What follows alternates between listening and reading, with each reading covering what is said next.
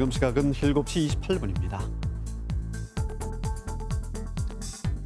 오늘은 방제의 날입니다. 자연 예방에 대한 재해 예방에 대한 국민의식을 높이고 방제 훈련을 효율적으로 추진하기 위해서 제정된 날입니다.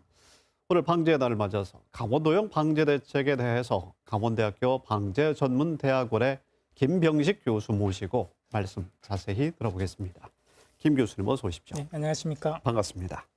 자, 우리 강원 지역처럼 다양한 형태의 자연재해가 발생하는 곳이 또 있을까 이런 생각을 하게 되는데 전문가 입장에서는 어떻게 보십니까? 저 항상 제가 이제 강원도는 재난의 백화점이라고 얘기를 하거든요. 네. 그래서 기상재해, 지질재해, 해상재해까지 복합적으로 발생을 하고 있고요. 또 매년 또 반복되는 양간지풍에 의해서 또 산불도 계속 반복되고 있기 때문에 항상 자연재해에 가장 취약한 지자체라고 볼 수가 있습니다. 네. 대형 재난이 그야말로 반복해서 알고 있음에도 불구하고 막지 못하고 그렇게 반복되고 있습니다. 지역별로 또 계절별로 다양한 우리 강원 지역의 재해의 전체적인 특징이라고 할까요? 어떻게 정리할 수 있겠습니까? 강원도형 재해라면 제가 생각하기로는 대형화와 네. 반복성입니다. 그래서 사계절에 거쳐서 모든 재해가 발생을 하고 있는데요. 폭염, 그다음 가뭄, 홍수, 산사태, 겨울에는 또 폭설 이런 것들이 계속해서 반복해서 나오고 있고요. 수도권에 가까이 있음에도 불구하고 이슈가 되지 않아서 국가적인 큰 예산 투자를 받지 못한다는 것도 가장 큰 특징이라고 볼 수가 있습니다. 네. 지금 뭐 이 가뭄 때문에 걱정입니다만 시기적으로 봤을 때 대비해야 할 것, 호우라든지 또 태풍에 대한 대비가 필요하지 않을까 싶은데요. 지금 이 시점에서 필요한 대책은 무엇이겠습니까? 지금 이제 방제 시즌이 들어갔거든요. 그래서 이제 모든 이제 홍수와 관련된 준비를 하고 있는 시기입니다. 그래서 실제로 그 봄철에 그 대형 산불이 발생하고 나면은 네. 그로 인해서 이제 그 산사태를 포함한 홍수도 많이 발생을 하게 되거든요. 그래서 실제로 이런 장마가 시작하기 전에 급경사지에 대해서는 문제가 없는지를 확인해 봐야 되고요. 네. 배수구나 이런 것들도 막힌 곳이 없는지 봐야 되고 네. 각각의 지자체에서는 그 위험시설물들을 모니터링하고 공무원들은 항상 준비를 하고 방제물자를 준비를 해놔야 되는 겁니다. 네. 시기적으로 봤을 때 지금은 배수시설과 비탈면을 다시 한번 살펴봐야 되겠군요. 네네. 그렇다면 대형 산불의 위험은 좀 벗어났다 이렇게 봐도 되는 건가요? 아니면 또 다른 준비를 해야 합니까? 이 강원도가 항상 양간지풍 때문에 4월에나 이제 5월 때면 바람에 의한 큰 대형 산불이 발생을 하거든요.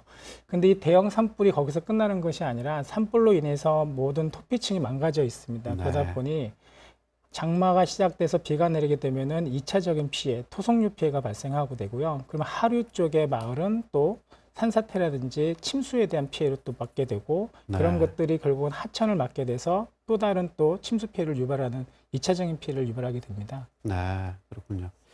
재난 현장에서 나타나는 어떤 그 지휘권 그리고 또 컨트롤 타워가 요즘에는 많이 정비가 됐다고 하는데 그 상황에 대해서는 어떻게 보십니까? 제가 생각하기로는 아직도 이원화가 돼 있다고 봅니다. 사실 중대본에서 큰 대형 산불이 일어나게 되면은 이제 컨트롤하게 되지만은 항상 현장에서는 산림청을 중심으로 해서 이제 대책을 세우고 지자체장이 이제 현장에서 지휘를 합니다. 그런데 불구하고 전문성이 많이 떨어지기 때문에 사실상 현장에서의 지휘에 혼선이 올 수도 있고요.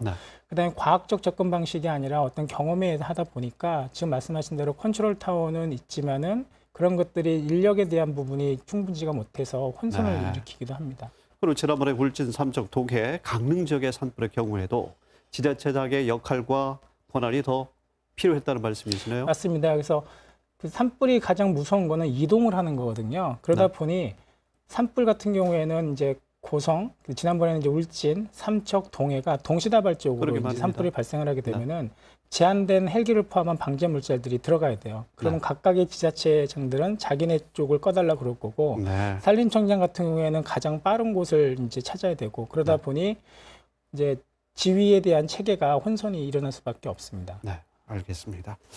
멀리 봤을 때 폭설 피해에 대한 뭐 최소화 대책은 또 무엇을 준비해야겠습니까? 강원도 하면은 사실 폭설이거든요. 그러게 말입니다. 그래서 그래도 강원도는 폭설에 대해서 굉장히 잘 대비를 하고 있습니다.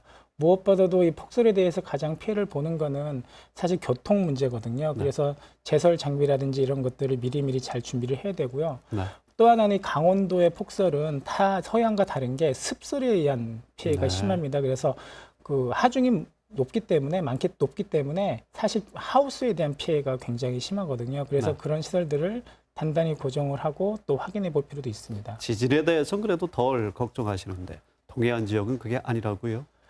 이 지진에 의한 것들을 보면은 크게 이제 보통 이제 그 육지에서의 지진만 네. 생각을 하거든요. 근데 강원도는 동해안을 끼고 있습니다. 그래서 그 육지에서의 지진도 중요하지만은 해저에서 발생하는 지진으로 네, 인한 네. 우리가 쓰나미라고 하는 그 지진의 네. 일이 굉장히 무섭고요.